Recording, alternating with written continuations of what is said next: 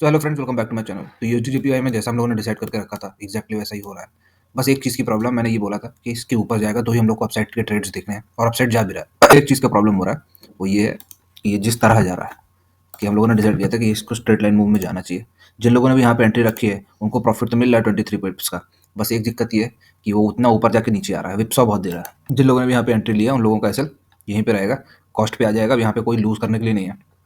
Most probably chances बहुत high है कि एक थर्ड टाइम और ऊपर आएगा या एक ब्रेकआउट देगा तो डायरेक्टली हम लोग को यहाँ पे मिल जाएगा। तो एग्जिट नहीं करना है, ट्रेल कर दो एसएल कॉस्ट पे। अगर जाएगा तो हम लोग की डायरेक्शन में ट्रेड मिल जाएगा, नहीं मिलेगा तो कोई दिक्कत ही नहीं है, ठीक है।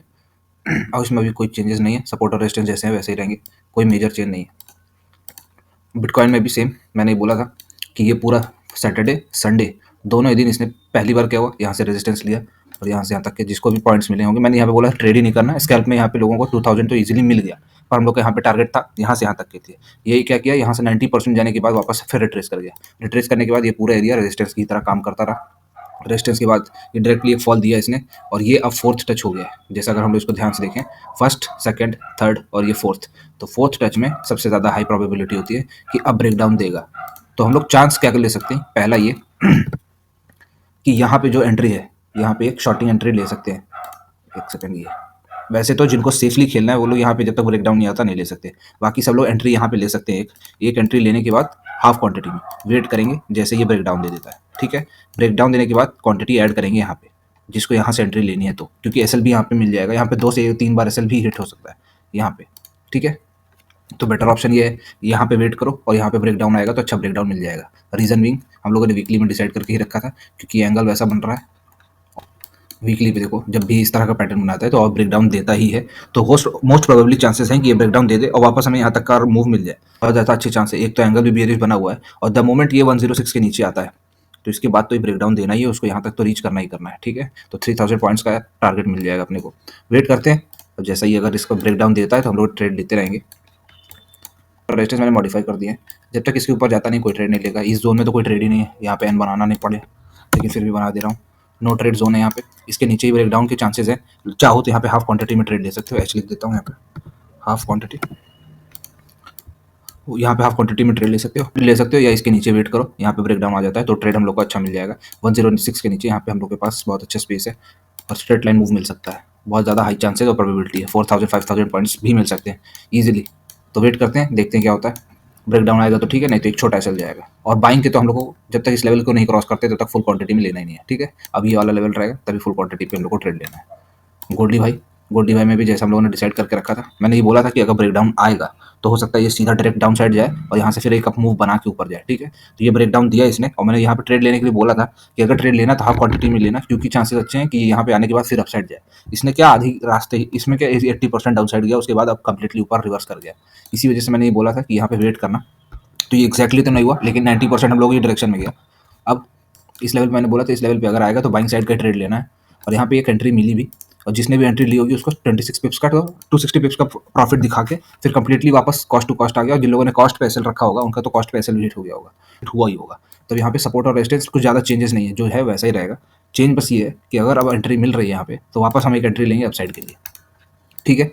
और जिसको ये वाला पूरा जोन अवॉइड करना है, क्योंकि ये जिस तरह का जोन बना के रखा है, यहाँ पे सपोर्ट देखो जैसा बना हुआ और यहाँ पे रेजिस्टेंस जैसा बना हुआ है, ये वाला जो पूरा एरिया है, तो हो सकता है यहाँ पे अब कंसोलिडेट ही करे और इस तरह के मूव्स हम लोग को पूरा टाइम देखने को मिले जब तक ये पूरा लेवल क्रॉस नहीं हो जाता है, ठीक है। तो हम लोग यहाँ पे डिसाइड करके रख लिया इसके नीचे ही शॉर्ट करना है, ठीक, इसके ऊपर ही बाय करना है। इमीडिएट टारगेट्स रहेंगे और ज़्यादा बड़े बड़े टारगेट्स मिलने की पॉसिबिलिटी कम है, ठीक है। जिस तरह के एरिया या जोन में ये फंसा हुआ है इस वजह से। बैंक निफ्टी में भी हम लोगों ने डिसाइड करके रखा था, इसमें भी मैंने बताया था कि ये वाला जो लेवल है यहाँ पे 3 चांसेस हो सकते हैं। पहला ये कि यहाँ से ऊपर जाए, यहाँ से रेजिस्टेंस ले, फिर डाउन साइड आए और फिर ये ऊपर जाके क्रॉस करके ऊपर ही निकल जाए, ठीक। पहला सिनेरियो ये नहीं हुआ, ठीक। सिनेरियो तो यही था कि ऊपर जाएगा। दूसरा सिनेरियो ये था कि यहाँ से जाने के बाद यहाँ पे रेजिस्टेंस ले, फिर डाउन साइड जाए, फिर ऊपर जाए, फिर रेजिस्टेंस ले, क्योंकि ये जोन ही ऐसा है, एग्जैक्टली वैसा ही प्लेन आउट हुआ। अब इसमें क्या, नए सपोर्ट और रेजिस्टेंस में मॉडिफाई कर देता हूँ। बाकी अब इस जोन पे जब तक ये रहेगा तब तक ये हमें ऐसे ही मूव्स देगा। तो मेजर ट्रेड्स क्या, अपनी क्वांटिटी हाफ करते हो जब तक इस जोन में रहता है। इसके ऊपर जाता है तो अच्छा बाइंग मिल सकता है, उसके नीचे जाएगा तो अच्छी सेलिंग मिल सकती है। बाकी सपोर्ट और रेजिस्टेंस में मॉडिफाई कर दे रहा हूँ, मॉडिफाई हो गए। अब हम लोग को करना क्या है, सेम वही स्कैल्प वाले या हाफ क्वांटिटी के लिए बता रहा हूँ मैं। यहाँ पे अगर बाइंग साइड की मोमेंटम मिलती है तो हम लोग बाइंग करेंगे। अब साइड नो ट्रेड जोन रहेगा, सिवाय एक चीज़ के कि यहाँ पे आएगा और यहाँ से बाइंग बना के ऊपर जाता है तो ही हम लोग ट्रेड लेंगे। उससे पहले कोई और ट्रेड लेना नहीं है, और इस लेवल पे नो ट्रेड। ठीक है, जब तक ये नीचे नहीं आता कोई ट्रेड ही नहीं लेना है। ठीक, तीनों सिनेरियो मैंने बना दिए इसमें। क्रूड ऑयल, क्रूड ऑयल देखो जैसा हम लोगों ने डिसाइड करके रखा था कि ये लेवल क्रॉस होगा तो ये चांसेस अच्छे हैं, ये क्रॉस होगा फिर उसके बाद ये मिलेगा। हम लोगों ने डिसाइड करके रखा था जब तक ऐसा कुछ होगा नहीं तब तक इस जोन में फंसे रहने तो कोई ट्रेड नहीं लेना है। ठीक है, और ये स्कैल्प वालों के लिए बोला था तो इसका जिसने ट्रेड लिया होगा उनको टारगेट मिला होगा। यहाँ पे मैंने बोला था कि इस जोन को क्रॉस करेगा तो 41 पॉइंट्स मिलने के चांसेस सबसे ज़्यादा हाई है, वैसा मिला भी। और यहाँ पे बोला था कि इसको क्रॉस करता है और यहाँ पे स्टे करता है तो अपसाइड जाना चाहिए, तब इसने कंप्लीटली रिवर्स कर दिया। हम लोग का एक एसएल हिट हुआ, ठीक, वापस जो एक एंट्री मिली फिर एसएल हिट हुआ, तो 2 एसएल हिट करने के बाद अब अपने को ये चीज़ पता चल गई है की वाला जोन अब उतना इंपॉर्टेंट नहीं रहेगा और ये रेजिस्टेंस दे रहा है, तो हमने सपोर्ट और रेजिस्टेंस मॉडिफाई कर लेते हैं। चांसेस सबसे ज़्यादा हाई है कि जब तक ये वाला जोन क्रॉस नहीं करता ऐसे करके तब तक कोई अपसाइड का ट्रेड नहीं लेना है। और जिस तरह का ये पैटर्न बना रहा है, ये बना रहा है हेड एंड शोल्डर्स का पैटर्न, हेड एंड शोल्डर्स मतलब रेजिस्टेंस का। यहाँ पे चांस सबसे ज़्यादा हाई है कि ये यहाँ से डाउन साइड ही जाए।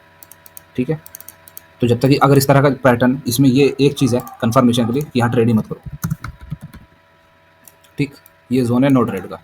अब क्योंकि ये नो ट्रेड का जोन है और यहाँ पे अपसाइड जाएगा तो ही हम लोग को लेना है, अगर ये डाउन साइड आएगा यहाँ पे तो ही हम लोग को शॉर्टिंग अपॉर्चुनिटी देखनी है, वरना कुछ नहीं देखना है।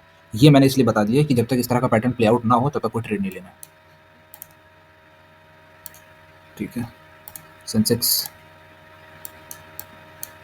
तो सेंसेक्स में तो देखो हम लोगों ने जैसा डिसाइड करके रखा था ऑलमोस्ट वैसा ही प्ले आउट किया है। इसमें हम लोगों ने डिसाइड करके रखा था कि यहाँ पे खुल के रेजिस्टेंस देगा तो हम लोग डाउन साइड आएंगे। ठीक है, खुल के अब गैप डाउन खुलने के बाद ये वाला एरिया सपोर्ट की तरह एक्ट किया और ये वाला रेजिस्टेंस की तरह, पर एक्जैक्टली इनको छुआ ही नहीं इसने।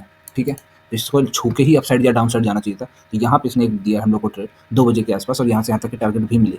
तो जिसने भी ट्रेड लिया होगा उनको टारगेट ऑलमोस्ट तो अचीव हो ही गया होगा। ये वाला जोन अब वापस ही कंसोलिडेशन वाला हो जाएगा और ये वाला अब जब तक इसके नीचे नहीं आता तब तक हम लोग कोई ट्रेड नहीं लेंगे। सेम चीज़ ये ऐसा हो गया। ठीक है, और इसके ऊपर ही हम लोग को बाइंग की सपोर्ट, बाइंग की अपॉर्चुनिटीज़ दिखनी है। ठीक है, तो बहुत से लोग ये भी कह रहे थे निफ्टी बता दिया करो, तो निफ्टी में भी सेम चीज़, यहाँ पे वेट करो। ठीक है, अगर इस तरह अप साइड जाता है तो ही ट्रेड लेना जिसके चांसेस हाई हैं, और अगर ये डाउन साइड आता है तो इस लेवल के नीचे शॉर्ट करना, उससे पहले कोई शॉर्ट नहीं करेगा। ठीक, नो ट्रेड। वीडियो अच्छी लगी तो like and share friends, thank you.